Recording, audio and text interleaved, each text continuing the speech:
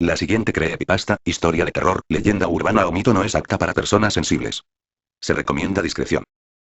El soldado atravesó con largas zancadas el patio del castillo, el rostro algo marcado por la preocupación. Caminó rápidamente por entre medio de la bulliciosa actividad que reinaba en el patio, lleno de hombres rudos y gallardos que se preparaban para la batalla afilando espadas, tensando arcos y enderezando flechas. Finalmente el soldado dejó atrás el atareado ejército y se metió por una pequeña puerta de madera remachada en hierro. Subió unas empinadas escaleras de caracol y, casi sin aire, llegó a la torre que dominaba el castillo. Los dos guardianes de la puerta le cerraron el paso con las alabardas ni bien llegó al final de la escalera, pero el soldado levantó la carta que portaba, mostrando el sello de la guardia de frontera. Los soldados abrieron paso y se mantuvieron cada uno en su lado, inmóviles. El mensajero entró en la suntuosa estancia sin siquiera haber recuperado el aire del todo. Era la primera vez que entraba en la torre Hohenstaufen y quedó maravillado por su grandiosidad. Magníficos tapices, ilustrando batallas de antaño y glorias pasadas en púrpura y oro, colgaban de las paredes. Alfombras que valían 100 veces su vida cubrían el suelo, que seguramente era de la madera más fina de toda Europa. Le tomó poquísimos segundos admirar todo eso, porque en un rincón estaba la posesión más valiosa del castillo, la espada Hohenstaufen, el azote teutón. Según decían, la espada había hendido más de 200 cabezas saracenas en las manos de Ulrich Hohenstaufen durante la Tercera Cruzada. Otras lenguas, más enteradas o menos bien intencionadas, decían que casi todas esas cabezas eran de niños y mujeres árabes indefensos.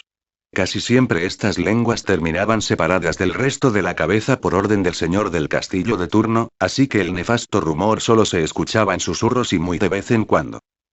Un carraspeo impaciente surgió del trono que ocupaba el centro de la torre. El señor del castillo, flanqueado por dos caballeros a cada lado, llamaba su atención. La presencia del señor feudal era, valga la redundancia, majestuosa. Medía casi 2 metros y recordaba a una especie de semidios nórdico. El pelo dorado le caía suavemente hasta la base del cuello, y un mechón áureo le decoraba la frente. La viril barba, entre amarilla y colorada, le ocupaba medio rostro bajo los ojos verdes, decididos pero melancólicos. Hacía poco tiempo había perdido a su consorte en el parto de su primer heredero. El soldado se sentía casi inexistente ante la presencia impresionante de su majestad. No habían pasado ni 5 segundos desde que el mensajero había entrado a la estancia cuando el señor Hohenstaufen vio el estado de su súbdito y le dijo, con la voz de una tormenta: «Descanse un poco, soldado, y después entregue el mensaje». «Su Majestad, le envía este mensaje mi capitán Uyever», dijo con voz entrecortada el soldado, entregando el sobre al caballero que estaba a la derecha del señor. «Capitán Liebitz, encárguese de que le den una buena comida y reparo a cómo es su nombre, súbdito». «Raitzen», respondió humildemente el vasallo. «Al soldado Raitzen», repuso el señor, acariciándose la barba. «Y que pase una mañana a la compañía del capitán Xerner, que está escaso de hombres». Capitán y soldado hicieron una reverencia y se retiraron de la torre. Una vez que se fueron, Hohenstaufen ordenó al capitán que quedaba con él que le leyera el mensaje. Capitán Uyever, 22 de junio del año 1346 desde el natalicio de nuestro Señor Jesucristo. Su Majestad, nuestra posición en el vado es insostenible. Los moros nos han atacado con fuerzas ampliamente más grandes y hemos tenido que ceder la orilla oriental. Cuando Su Majestad reciba este mensaje, solo estaremos en posición de defender el vado 3 días más, con nuestras más fuertes esperanzas, si la suerte y la divina providencia nos acompañan. Os pido con suma urgencia más refuerzos y provisiones, o bien el permiso para comenzar la retirada y tomar una posición más ventajosa cerca del castillo. Espero la respuesta de Su Majestad, y hasta que ésta llegue tenga la seguridad de que defenderé todo lo que pueda la orilla occidental de estos enemigos de Dios.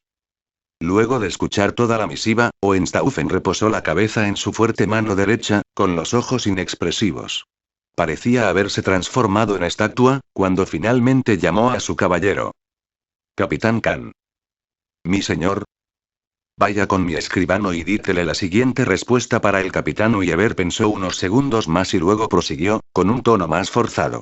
«Capitán Uyever, la retirada ante los bárbaros no es una opción, así como tampoco la es dejar desprotegido el castillo y sus habitantes para reforzar su posición.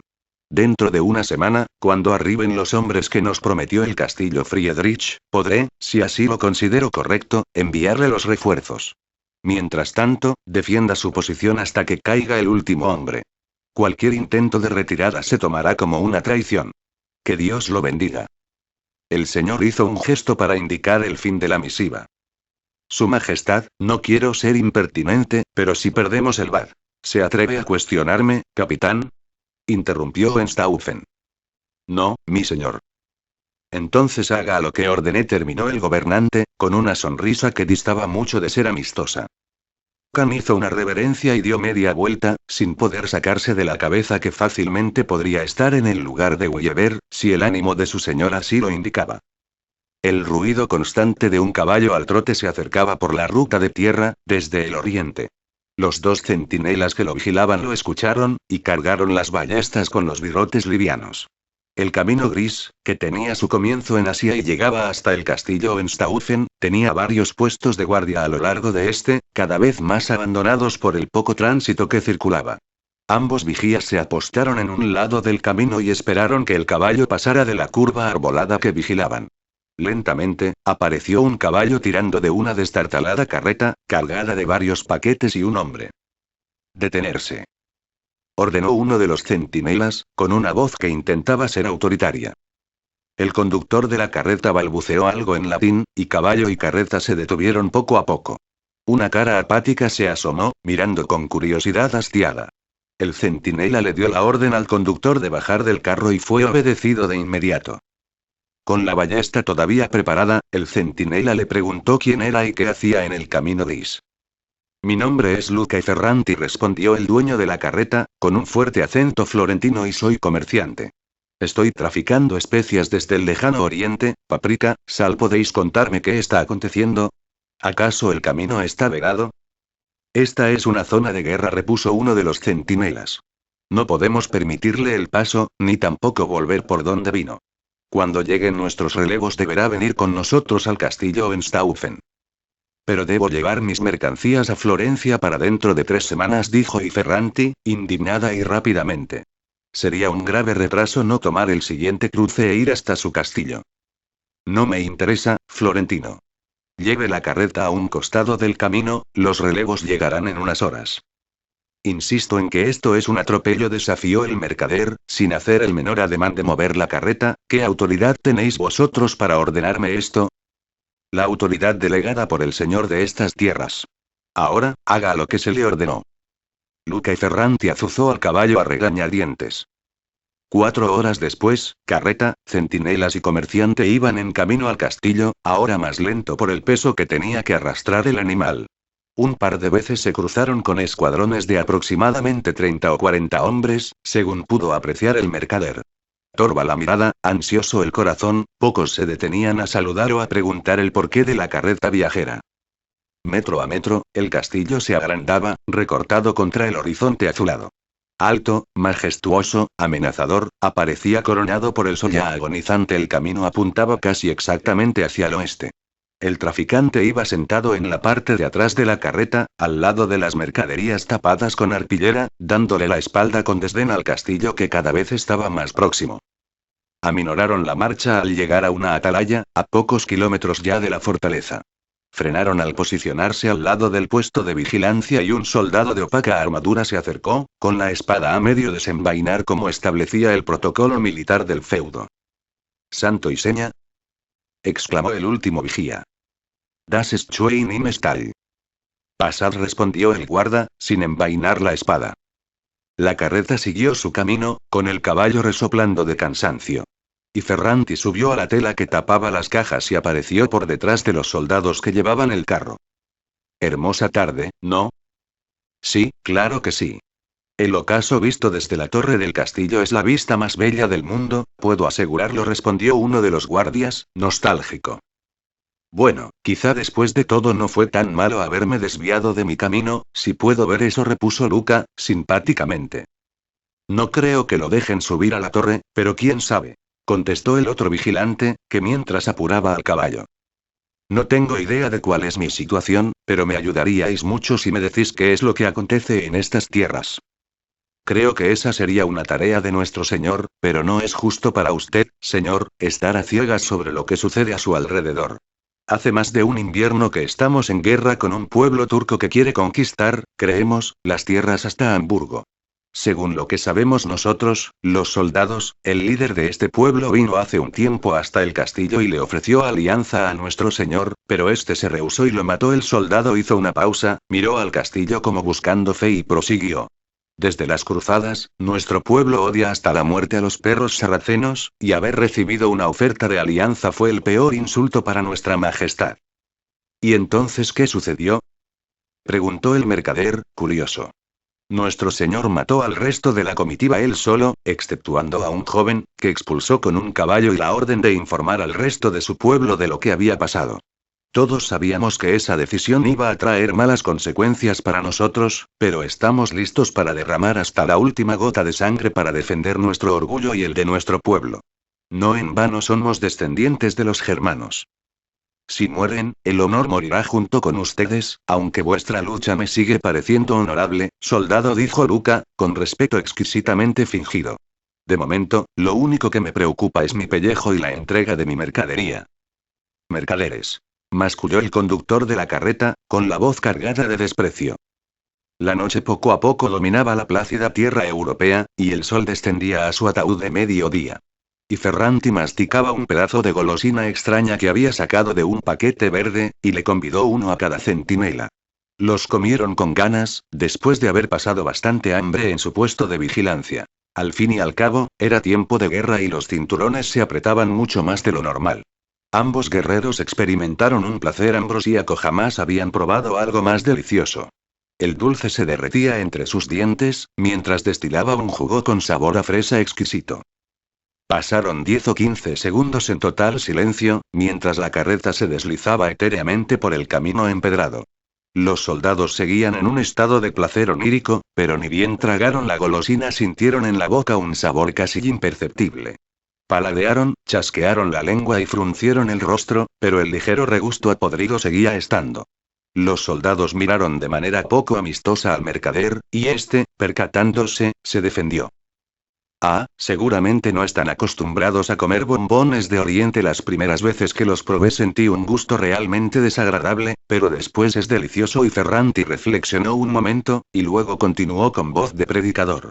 Estas golosinas son como las buenas obras, al principio se sienten muy bien, pero ni bien las terminamos comenzamos a arrepentirnos.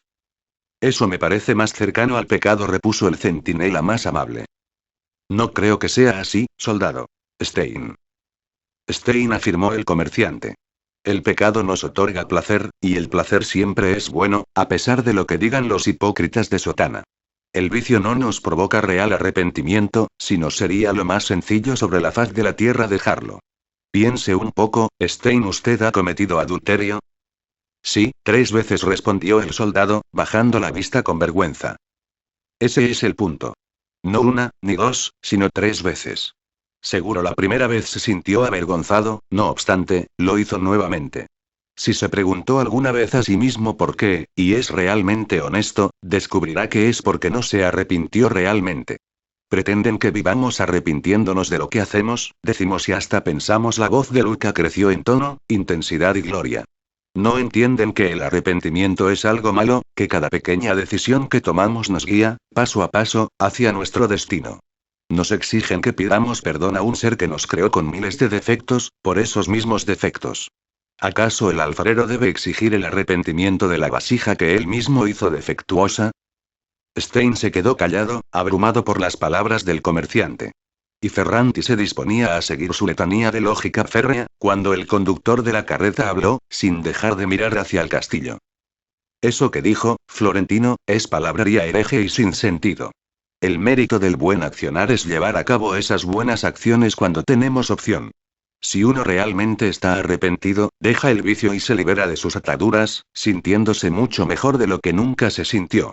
Las malas acciones satisfacen el cuerpo pero no al alma, y esta última es la única que no decae ni muere.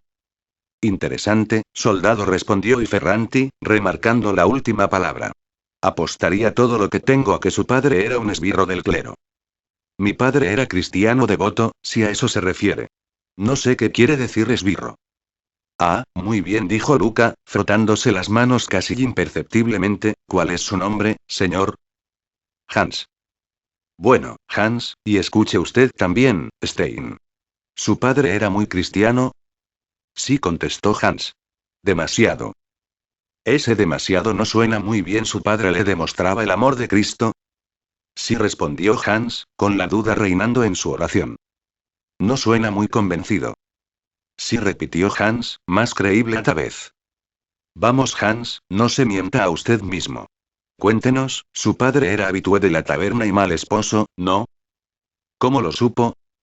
Inquirió el conductor de la carreta, con agresividad mezclada con cierto temor. Me doy cuenta, sé más cosas de las que usted siquiera puede intuir que existen. Pero volvamos al tema. ¿Su padre lo golpeaba? Es normal, tenía que disciplinarme. Pero a veces se excedía, ¿no? Preguntó Luca, observando la nariz de su interlocutor, ligera, casi imperceptiblemente desviada. Más de una vez me hizo sangrar, pero hoy le agradezco, eso me endureció y me transformó en un hombre, dispuesto a sufrir. Pero apuesto a que, cuando era un mozalbete, le parecía totalmente mal que su padre lo azotara, ¿no es así? Inquirió el florentino, con una sonrisita ladeada. Por supuesto que sí, a ningún niño le gusta ser castigado. ¿Ve lo que quiero decir? Repudia el pecado como cuando era niño repudiaba al castigo. El pecado, el mal, es lo que a la larga nos define, nos hace lo que somos. Si todo el género humano hiciese solo buenas obras, el mundo sería gris, porque la perfección, tanto espiritual como física, solamente puede ser reservada a una sola existencia. Vuestras vidas fueron hechas a base de la espada y el arco, pensad qué hubiese acontecido si vuestra madre Eva no hubiese mordido esa fruta. Lo que tanto os apasiona no existiría ni jamás hubiese existido, y, quizá, vosotros tampoco. Está mezclando todo, mercader, respondió Hans después de unos segundos. Ya estamos cerca de la puerta. No repita lo que nos dijo porque lo matarán, téngalo por seguro. Puede ser, pero más me importa si vosotros realmente pensáis que estoy en error. Sí, está equivocado, intercedió Stein antes de que su compañero hablara. Hans asintió y no le dirigieron más la palabra, pero cuando entraron al castillo los dos centinelas estaban sumidos en silenciosa y oscura reflexión. Esto es un atropello, exclamó Ferranti. Estamos en guerra, mercader, repuso calmadamente el jefe de escuadra encargado de la seguridad del castillo. Sus mercaderías serán confiscadas y usted deberá quedarse retenido en el castillo hasta que el invasor sea repelido. ¿Pero qué seguridad? Punzante el sarcasmo cabalgó la oración, ¿y si el invasor no es repelido? ¿Tengo que quedarme aquí hasta que los turcos vengan a cortarnos las cabezas? Florentino, usted no tiene opinión sobre esto. Bien podría ser usted un espía de los perros sarracenos. Lo único que puede hacer que lo exima de quedarse aquí es usar una armadura e ir a batallar al frente. Bueno, tampoco es para tomárselo así. Quizá podría hablar con vuestro señor, tengo información importante para él. ¿Está mintiendo, no? No, para nada. Repuso Luca, y miró disimuladamente hacia los costados, sacando una pequeña bolsita tintineante. El jefe de seguridad hizo lo mismo, y aceptó la bolsa solapadamente. Sígame, señor. Soldado y comerciante atravesaron uno de los barrios interiores de la fortaleza, el más cercano a la puerta.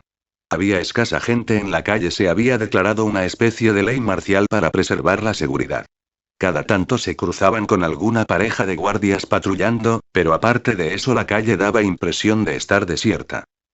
Atravesaron la muralla interna, el patio y finalmente la puerta que conducía a la escalera de la torre Hohenstaufen, ante el ligero asombro de los soldados que se cruzaron.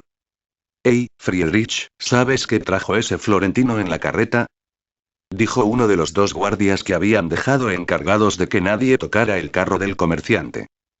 «No sé, creo que especias o algo así. ¿Por qué me preguntas esto?» «Me ha parecido escuchar un chillido, como de un roedor». «Leipz, ¿sabes que la fortaleza está infestada de animalejos? Podrías tener uno en la espalda en este mismo momento», respondió Friedrich, riendo. «No estoy muy seguro, juraría que vino desde adentro de esta tela». «No debemos tocar nada ni dejar que nadie lo toque, fueron órdenes de nuestro jefe», terminó la conversación el guardia, tajantemente. Leitz siguió mirando alrededor, pero todavía inquieto por ese chillido. Desde chico odiaba a los roedores. Y Ferranti entró al gran salón, la cúspide de la torre Hohenstaufen, maravillándose instantáneamente de las grandes riquezas, demasiado contrastantes con la austeridad de las casas y cuarteles que estaban al nivel del suelo. Observó al señor del castillo e hizo una reverencia exagerada, con una artificiosidad casi japonesa. El jefe de seguridad del castillo lo presentó con nombre, ocupación y el por qué se estaba presentando ante él, obviamente sin mencionar el pequeño asunto de la bolsa de monedas. Su Majestad, es un gran honor estar aquí. Comenzó el mercader, pero fue interrumpido por el jefe de seguridad, que le indicó que no le hablara al señor si éste no hablaba primero. Está bien, Danz, déjalo hablar. Dime, mercader, ¿qué es lo que te llevó a pedir audiencia con el señor del pueblo que te retiene contra tu voluntad? Su Majestad, antes que nada quiero deciros que es un gran honor estar ante vosotros, grandes y renombrados caballeros, y sobre todo ante usted, rey mío. He pedido esta audiencia con Su Majestad porque tengo que seguir mi viaje lo antes posible, pero entiendo su predicamento, y sé que sería una mala idea dejarme ir, porque bien podría yo ser un mercenario pagado por los perros saracenos. El mercader carraspeó premeditadamente y prosiguió. Por lo tanto, quiero facilitaros las cosas, y que salgan victoriosos de esta situación lo antes posible. Vuestra victoria es mi victoria. Me parece a mí, mercader, ¿o estás ofreciendo tu brazo para la batalla? Repuso el señor del castillo, conteniendo la risa. No, Su Majestad, no sería bueno para nadie que yo entrase en batalla. Vengo a proporcionaros una solución mucho más sutil, más solapada. Y Ferranti movía exageradamente las manos cuando hablaba, dando fuerza a su discurso. El efecto que buscaba era el efecto que lograba, con 2 frases había hechizado a su audiencia. Nuestra situación en la batalla no es precisamente la mejor, mercader. Esta guerra será ganada con hombres y espadas, no sé qué podría ofrecerme un simple mercader. Ah, Su Majestad, en la guerra hay recursos que no son simplemente los de la fuerza bruta. En la lejana China han inventado un polvo mágico que estalla, y si se introduce en unos tubos de metal con pequeñas pelotitas de plomo, es capaz de hacer un gran daño a los soldados. Yo, señor Hohenstaufen, tengo algo más, mucho más poderoso para ofreceros y para que ganéis esta batalla. Voy a hacer de cuenta que toda esta cháchara tiene algún nimio sentido y que no está ofreciéndome algo imposible. Dígame qué tiene entre manos, comerciante. Le aclaro que si está haciéndome perder el tiempo va a sufrir bastante, replicó el señor, amenazante. No, Su Majestad, claro que no, repuso Luca, indefenso ante la mirada severa. Pero necesitaría que estos nobles caballeros nos dejaran solos. Claro que no lo haremos, interrumpió el capitán Khan con desdén. No dejaremos solo a nuestro señor con un extraño, y encima florentino. Capitán Khan, ¿está diciendo que no soy capaz de defenderme solo ante un ser enclenque como es este comerciante? Repuso Hohenstaufen, entre la risa y el enojo. Salgan todos, por favor. Si el comerciante osa alzar su mano no vivirá, os lo aseguro, fieles caballeros. No sería tan imbécil como para atacar a Su Majestad, os lo aseguro. Además, no porto armas, no sería capaz de vencer a nadie en una lucha. Sí, veo, vamos caballeros, iros a beber algo y volved en un tiempo. El mercader y yo hablaremos un rato.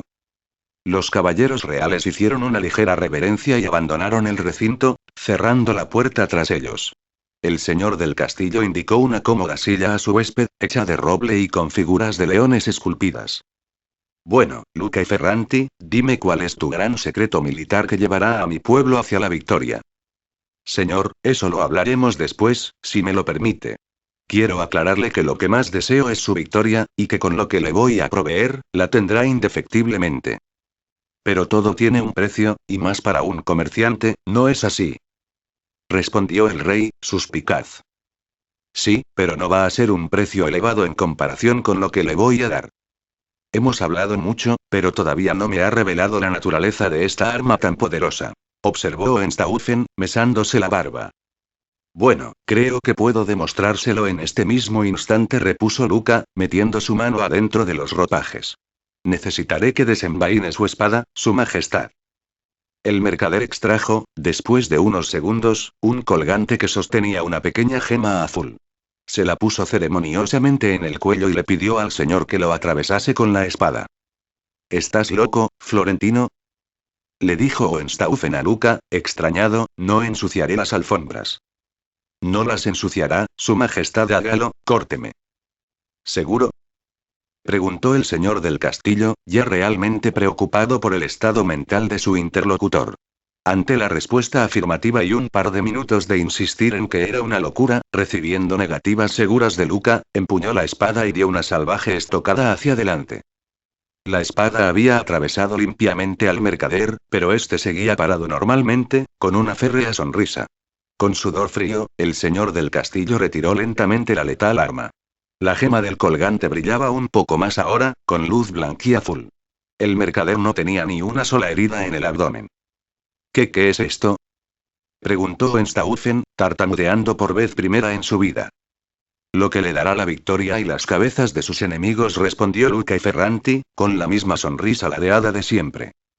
¿Cuál es el precio de esto? ¿Qué quieres de mí? Esto tendrá un valor simbólico, nada más. Lo que realmente quiero es que vaya y derrote por completo a esos herejes. Deme una bolsa de monedas y 2 mujeres para pasar la noche y le daré 50 de estos collares, para que reparta entre sus mejores guerreros. Mientras los usen, serán invulnerables, aunque eventualmente se romperán, y no los protegerán contra enfermedades, frío o hambre. Solo heridas causadas por armas. Tome esto, dijo el señor mientras corría a revolver un cofre. Es una de las reliquias más valiosas de esta fortaleza. Oenstaufen le entregó un brazalete con gemas verdes y rojas engarzadas finamente. Las 2 mujeres estarán en la habitación que le prepararán. Necesito ya mismo esos colgantes, mañana mismo partiremos a erradicar a estos sarracenos. Están en mi carreta, se los daré inmediatamente, Su Majestad. También necesitaré su protección y la garantía de que nadie se acercará a mis pertenencias. Por supuesto, mercader, respondió el señor del castillo mientras se sacaba uno de los anillos que llevaba en su mano. Entréguele esto al jefe de seguridad y pídale todo lo que me ha pedido, estará a su disposición. Ahora, vaya de buscar esos artefactos y tráigalos. Ya mismo. Enseguida, Su Majestad. Luca y Ferranti se dirigió a las escaleras, con la satisfacción que siente la araña al percibir un ligero zumbido en su tela. El consejo de guerra del castillo se reunió en el salón principal. 12 caballeros, 6 a cada lado de la mesa, presididos por su señor, majestuoso y autoritario. Oenstaufen miró a sus vasallos, ataviados de metal y tabardo púrpura, y habló con voz retumbante. Os he reunido aquí, mis caballeros, para hablaros de un tema de vital importancia para el transcurso de esta guerra que libramos desde hace ya un invierno.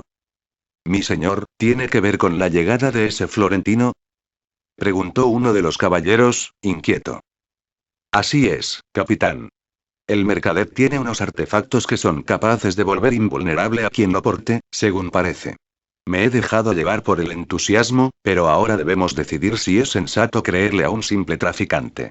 Podría estar engañándonos. Su Majestad, creo que el peligro no reside en si es un engaño o ilusión, sino en que sea verdadero y sea un artilugio del diablo, respondió el sacerdote del pueblo, también guerrero. Desde las cruzadas, era requisito indispensable de la autoridad máxima eclesiástica que también supiera usar la espada. Ahora más que nunca debemos proteger nuestras almas y encomendarnos a Dios para poder pelear con los infieles turcos. Todos sabemos que los florentinos no son amantes de Dios y que tienen costumbres depravadas y sodomitas. Sacerdote Spiegel, protestó Enstaufen, Dios me ha encomendado este pueblo, del cual soy soberano por derecho divino, para protegerlo y no permitir que caiga en desgracia. Si este florentino ha venido aquí justamente en este momento de gran penuria es porque es voluntad de Dios que así haya sucedido. Lo que debemos preguntarnos es si esto nos da una ventaja en batalla y si debemos salir a guerrear en campo abierto. Actualmente tenemos 5 decenas de estos colgantes, y eso nos dará una ventaja táctica increíble. Podremos liberar a nuestro pueblo de la opresión salvaje. Pero, Su Majestad, ¿solamente 50? Expresó su duda otro de los caballeros. Sé que es un número exiguo, pero si hacemos valer las mejores 50 espadas, y con una estrategia buena, podremos vencer. Su Majestad, hasta ahora nadie ha puesto en duda el aparente poder mágico de estos amuletos. Yo nunca he visto ni escuchado nada similar, en ninguna crónica que tengamos en la biblioteca ni en ninguna habladuría de ancianos. Dando por hecho de que esto es real, ¿cómo sabemos que serán eficaces en combate? No lo sabemos, capitán, respondió honestamente el señor del castillo, levantándose lentamente de su asiento de privilegio. Si no actuamos en este mismo momento, los sarracenos nos destrozarán por completo. Nos matarán y se llevarán a nuestras mujeres, a nuestras hijas e hijos a un destino oscuro en su tierra pagana. Funcione esta magia o no, nuestro deber es dar hasta la última gota de sangre para que estos enemigos de Dios no lleguen hasta el castillo. Necesito que alisten a todas nuestras tropas, partiremos al amanecer. Separen a los 50 mejores hombres, también. Gloria al Señor. Gloria al Señor y larga vida al Rey. Respondieron todos los hombres de la mesa, al unísono. Sin embargo, algunas caras no se mostraban muy seguras respecto a la capacidad de su señor. Luca y Ferranti salió de la pequeña casa que le habían preparado con una sonrisa en el cuerpo y la camisa desprendida. Desde el umbral vio los preparativos que agitaban a la fortaleza. Los soldados pasaban continuamente cargando armas y provisiones. Dio unos pasos alejándose de la casa, con una sonrisa de satisfacción, aún mayor que la que tenía ni bien salió de su improvisado parador. Desde la puerta se deslizaron dos figuras femeninas. El mercader se dio vuelta y las saludó, sin embargo ninguna devolvió el saludo y huyeron asustadas, al borde del llanto. Luca y Ferranti cruzó las manos en la espalda y esgrimió su mayor sonrisa, ante el magnífico y aceitado funcionamiento de la maquinaria bélica. El Febo se asomó por oriente, como señalando el camino al señor Hohenstaufen y a su recio ejército plateado. El rey y sus 49 caballeros se pusieron los collares, la gran mayoría sin confiar en su efectividad pero usándolos por compromiso, a pesar de que habían sido probados la noche anterior y se había asegurado la realidad de su eficacia, aunque no pudieron arrancarle ninguna explicación al comerciante. La desesperación estaba marcada en el rostro de los soldados de a pie. La mayoría sentía la guadaña de la muerte rozándoles el rostro. Algunos, con poquísimas primaveras en sus espaldas, apenas podían llevar el peso de la armadura, las armas y las provisiones. Sin embargo, ver a los soldados a caballo era una visión gloriosa, resplandeciente como el amanecer que tenían de frente. Dio la orden y marcharon, hacia la victoria sufrida o hacia la derrota gloriosa. El sol estaba en su cenit y los caballos necesitaban descansar. De paso, también podrían parar los soldados a pie. El improvisado campamento se llenó de ruido y olor a comida, que los soldados devoraron con ganas. Quizá fuese la última antes de comer en la mesa del paraíso. El rey y sus caballeros comieron lentamente, reflexivos pero seguros. Ya todos confiaban en mayor medida en el poder de los colgantes que poseían, como método para sentirse más calmados. En la espalda del señor Hohenstaufen descansaba la legendaria espada, el azote teutón, hambrienta de sangre sarracena. Kilómetros y kilómetros atrás, Luca y Ferranti bajaba pesadamente un barril de su carreta, y lo llevaba rodando hasta uno de los pozos más cercanos. Miró hacia ambos lados y abrió la tapa, escrutando una pequeña sonrisa de felicidad. Chocaron, y el sonido se fundió en un mar de metal y sangre por doquier. Las lanzas de la primera carga atravesaron a la línea defensiva sarracena, aterrorizando a los que estaban inmediatamente atrás. El rey desmontó con una paz enorme y fue atravesado simultáneamente por dos picas sarracenas. Sonrió, y desenvainó la gran espada. Los más cercanos gritaron el nombre de la espada Hohenstaufen, todavía recordado por la leyenda que aterrorizaba a los más ancianos cuando dos cabezas volaron por el aire, limpiamente cercenadas. El día recién comenzaba. Caía el sol y la batalla continuaba, en un campo repleto de cadáveres. En el fragor del combate el señor Hohenstaufen había encontrado al general de los sarracenos. Si los acontecimientos posteriores no hubiesen sido tan trágicos y devastadores, todavía circularía alguna versión de la canción de la batalla del vado. La lucha entre el rey y Aurel, el general sarraceno, fue la mayor vista en toda la región. Al ver a su mayor enemigo, el señor Hohenstaufen se arrancó el colgante con la mano izquierda y cargó con la espada hacia adelante, apartándose todos los cobardes moros que estaban en el paso. El general lo vio a tiempo y paró el golpe con su escudo, que se quebró al contacto con el azote. Aurel esgrimió sus dos cimitarras y dio un golpe mortal a la altura del cuello. Hohenstaufen lo esquivó y tajeó el abdomen de su enemigo con la punta de la espada. El tiempo se había detenido en el campo de batalla, mientras se desarrollaba la titánica lucha. El cansancio ya estaba haciendo mella en los dos guerreros y la batalla iba a determinarse por la resistencia. En un mal golpe Aurel cayó de rodillas, y Hohenstaufen decidió terminar con un solo corte. Tomando la espada con las dos manos, la levantó sobre su cabeza. El general moro levantó las dos cimitarras y las cruzó, en un débil intento de frenar el golpe. El azote teutón cayó, destruyendo ambas espadas en una orgía de chispas y acero, siguiendo de largo y partiendo en dos la cabeza del moro. Cuando su líder cayó, los sarracenos arrojaron las armas y emprendieron rápida retirada. Victoria, después de la sangre. Después de más de una semana entre batalla y viaje, menos de la 10ª parte de los que fueron al frente de batalla comenzaron la vuelta al castillo indemnes. Algunos capitanes le preguntaron a su señor el porqué de haberse sacado la gema al pelear contra Aurel, y solo los miró con una mueca de desprecio, entendiendo ellos que una verdadera pelea debe darse en condiciones iguales una vez que el pueblo está seguro, el honor es lo siguiente a defender. En estado lastimoso volvían los bravos, por el camino de Is. Desde las atalayas solo el silencio los recibía. La mayoría de los guardias habían sido llamados a las armas la noche anterior. Alegría colmó los corazones cuando, a lo lejos, vieron recortarse la gran fortaleza. Algunos aceleraron el paso, motivados por tan confortante visión. Llegaron todos juntos, finalmente, con el rey a la cabeza. Puertas abiertas, nadie en las murallas, mal presentimiento en el corazón del líder. Entraron cautelosamente al castillo silente, y desde la puerta sintieron el ligero aroma a podredumbre y muerte. Se internaron en el patio interno, y se les estrujaron las almas al ver cadáveres por doquier. En medio de las calles, en los umbrales, por donde se viese había un muerto, coronado por enjambres de moscas, como flores fúnebres. Los soldados, desesperados, corrieron a sus casas solamente para encontrarse con la muerte habitando los cascarones blandos de los que solían ser sus seres amados. El señor del castillo contempló la caída de su reino sin emitir palabra, pero destrozado por dentro.